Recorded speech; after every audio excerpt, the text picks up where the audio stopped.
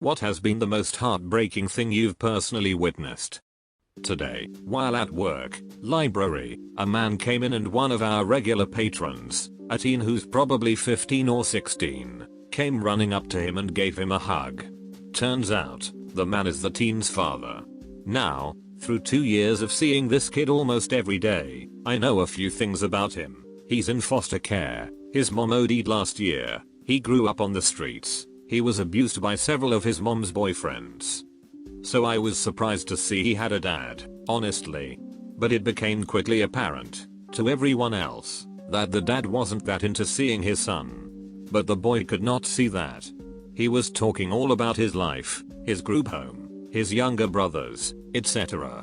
Then he says, "Why don't we go to lunch? Let's go to Wendy's, right across the street." The dad goes, "Sure, let me go get my wallet, I'll be right back," and he walks out the door and doesn't come back. At all. This kid stood in the middle of the library for like an hour, then went back and forth between us and Wendy's for the rest of the day. A co-worker and I ended up sitting in the parking lot with this kid for like 2 hours after we closed, just letting him cry. This is a teenager who has seen and experienced the very worst things, many of them probably at the hands of his father, and yet he wanted so desperately to be part of his life. I've literally never felt so gutted in my life. All I want to do is tell this story to Liam Neeson, see the rage simmer, and then set him loose on this scumbag. 2 of my friends in college were high school sweethearts. Due to freak heart malfunction, the guy suddenly died while we were sledding my sophomore year. The girl remained close with his family, still calling his parents mom and dad. 10 years later, she was finally getting married to a new guy, but invited her high school sweetheart's parents as they are still close. The parents sat in the back row, and the father shook with sobs as he watched the wedding that should have been his son's. I feel horrible for taking any of my relationships even the slightest bit for granted. Shirt, okay here, shows my age, but as the cool kids say, whatever. Back in about 1992, I was walking to a friend's place, when with no tire scream, there's a horrific car crash. I ran over to see a car had T-barred another at a roundabout. Canberra is full of them. Seeing as it was about 1 AM, and at the time this being nothing more than a sleepy hollow, a few people came out to investigate. At this point, my St. John's training kicked in and I told someone to go call an ambulance. The situation is thus: the driver who rammed the other car smells like a brewery and is dead.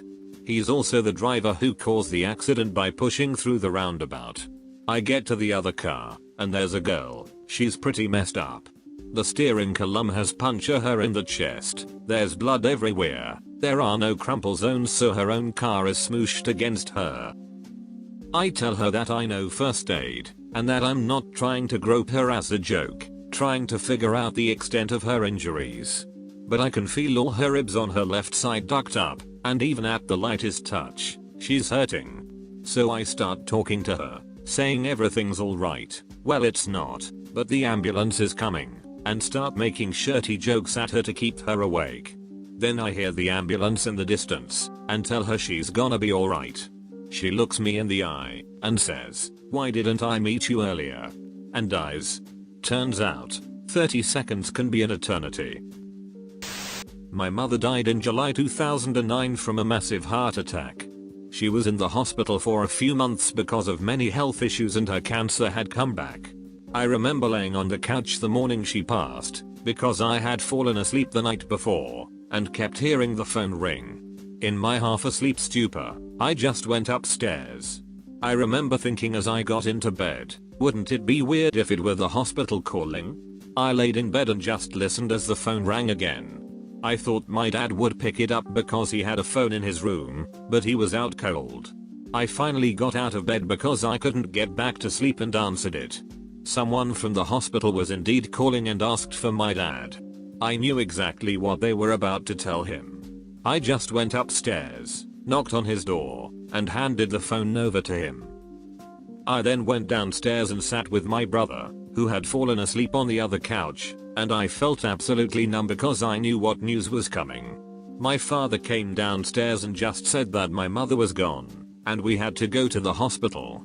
My brother and I got dressed, and we all left to go pick up my older brother at his apartment. We just drove there in silence. We arrived, met a nurse, and they took us to her room.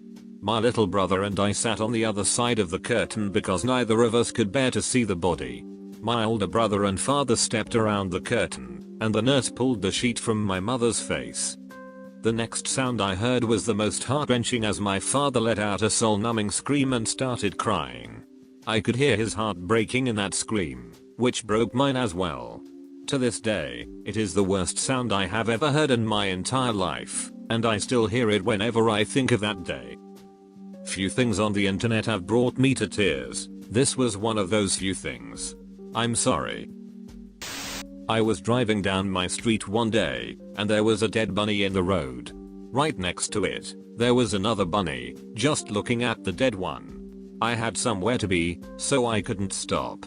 About 3 hours later, I'm coming home, and still, the bunny's looking at the dead one, in the exact same spot.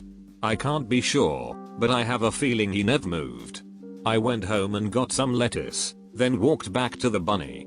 I was sure he was going to bolt, but he stayed still.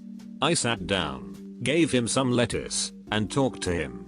He ate the lettuce almost absent-mindedly, just staring at the dead bunny. You could almost see the sadness in this little guy's eyes. After about 10 minutes, I decided to give him some privacy. As I got up to go, I noticed, in the mess that was the dead bunny, were what looked like little baby bunnies. The poor thing had been pregnant. I cried as I walked home. The next day, the road people had gotten the dead bunny, and the guy I gave lettuce to had gone. Broke my heart. Oh God, why the duck did I open this thread? I've walked the same 40-minute route to work for about 5 years now. Every day I passed the same old guy and his German Shepherd walking beside him with no lead, carrying an old battered tennis ball. I figured he went to the corner shop for morning paper or whatever. Anyway, a few months ago there was no dog, and the guy was carrying the tennis ball, and has done ever since. My granddad crying as he kissed my mum's cheek and stroked her hair about 15 minutes after she had passed away. My mum was my grandparents' only child. To this day I have no idea how they have managed to carry on. My mother died from cancer in the hospital. Kidney cancer that had spread everywhere including her lungs. I was the only one with her when she finally let go. She slowly suffocated to death for endless weeks. I watched her final gasps that morning as they slowed in frequency until stopping completely. The only sound was the hissing of her oxygen mask, which I took off of her and shut the valve. I sat with her in silence for 15 minutes. Not moving. Not thinking. I wasn't a person in that moment, but a raw embodiment of grief. I was halfway through my stupid maple frosted donut. I put my hand on her and said, "It's okay, Mom. You rest now." Sitting beside her, I called everyone in the family, one by one, to tell them it was over. The worst calls were my 2 siblings, followed by my grandmother. I heard everyone's heart break that morning. Everyone's.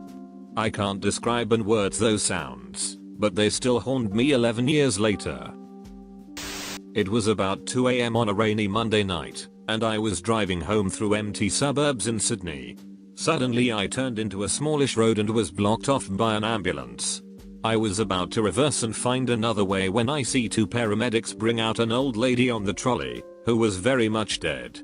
These 3 were followed by a very old man, probably 80 plus, who followed behind trying to hold the woman's hand.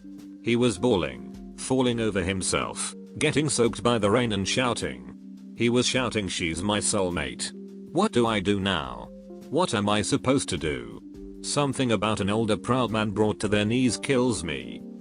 All the stories on this thread have made me really sad, but this one brought tears to my eyes.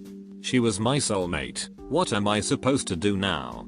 It's so desperate and horrible and lonely. When my grandma died, it was during open heart surgery. It was a 50-50 shot to repair not one, but all her valves, and she just didn't make it.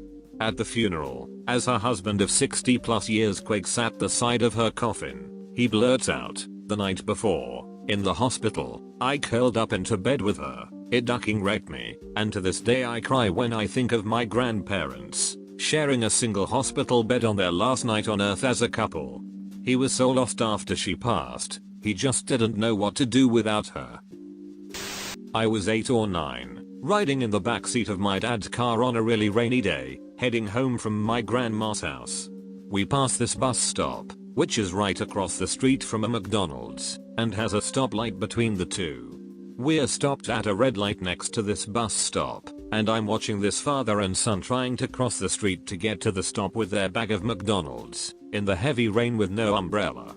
The dad let the kid run ahead so he could get under the little shelter thingy, before our light turned and they wouldn't be able to cross safely.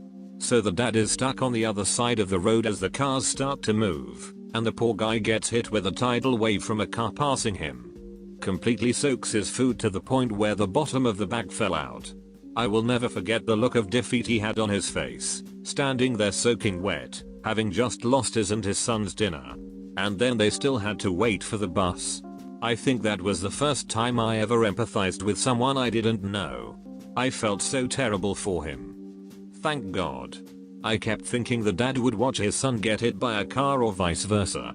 Still feel bad for him, though. One time when I was in the car with my mom, as she was turning the corner she screamed, slammed on the brakes, and pulled over. I was very confused and didn't realize what was happening. She jumped out of the car and ran into the street.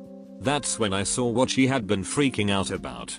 The car in front of us had hit a baby bunny as it and its mom were crossing the street. The mom made it out but the baby didn't. The mom bunny had run back into the street and was trying to drag it to the side of the road as another car was coming from the other direction. My mom jumped out of the car and stopped the oncoming car. She brought the baby to the side of the road as the mom bunny watched from a safe distance. The baby wasn't dead yet but it was going to be. There was nothing we could do. She cried and I had to drive the rest of the way. As we drove away I saw the mother going back to the baby and still trying to help it get up.